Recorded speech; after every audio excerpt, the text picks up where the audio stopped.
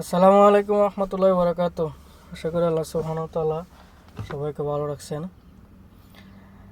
আজকে আমার প্রবাস জীবনের অভিজ্ঞতা থেকে কিছু পরামর্শটা হচ্ছে যে, যেমন কিছু সংখ্যক ভাই বা প্রতিবেশী বা পার্শ্ববর্তী এলাকা বা বন্ধুদের ভাই মাঝে মধ্যে ফোন টোন দেয়, ভাই একটা কাজ দেন, কাজ নাই। তো তখন জিজ্ঞেস করি, তুমি কি কাজ জানো? তখন বলে যে, ভাই আমি তো কাজ জানি না, তো আমার হেল্পারে ঢুকাই দেন বা লেবার ঢুকাই দেন।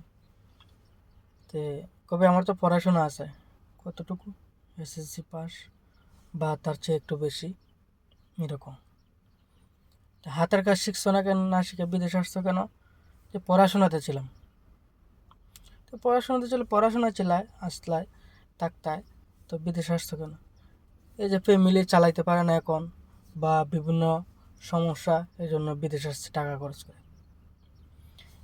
এই যে সমস্যাটা, বা এই যে সে কাজ শিখলো না, এগুলো কার ব্যর্থতা?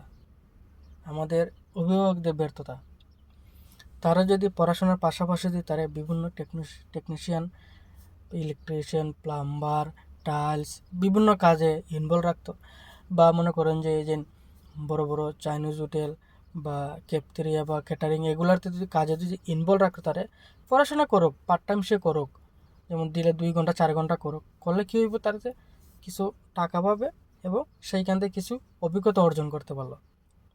যে পড়াশোনা বাদ দিতে করে তা বলতেছি না, পাশাপাশি বিভিন্ন কাজে ইনভলভ রাখা দরকার।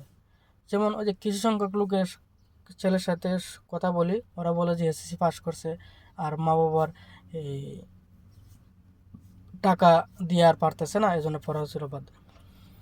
এই যে এর মধ্যে যদি সে একটা কাজ শিখতো, তাহলে কী হইতো, সেই যে প্রবাস আসছে, একটা কাজ, যে কোনো একটা কাজ শিখে আসলে সেইখানে একটা তার একটা দামও থাকতো, সে কাজটাও করতে পারতো। এই যে এসএসসি পাস করে এখানে আসা, যেখানে এসে অনেক কিছু করে পারবো, এটা একদম বোকামি।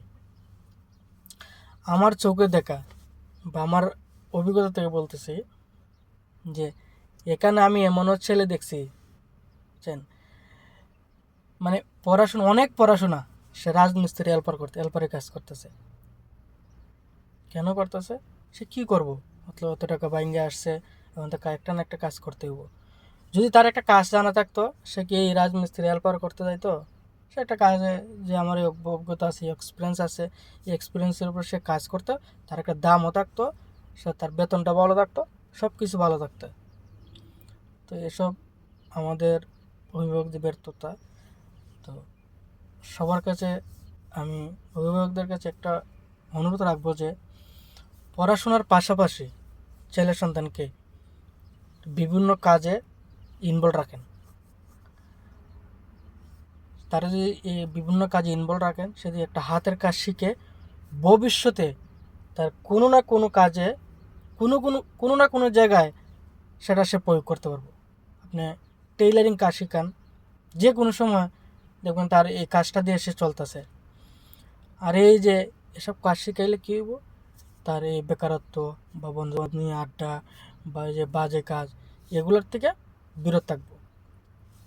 তো শেষে একটা কথা বলতেছি যে, আপনারা যারা অভিভাবক আছেন, সবাই ছেলে সন্তানকে পড়াশোনার পাশাপাশি বিভিন্ন কাজে ইনভলভ রাখেন। সবাই ভালো থাকবেন। জাযাকুমুল্লাহ খায়ের। আসসালামু আলাইকুম রহমতুল্লাহ।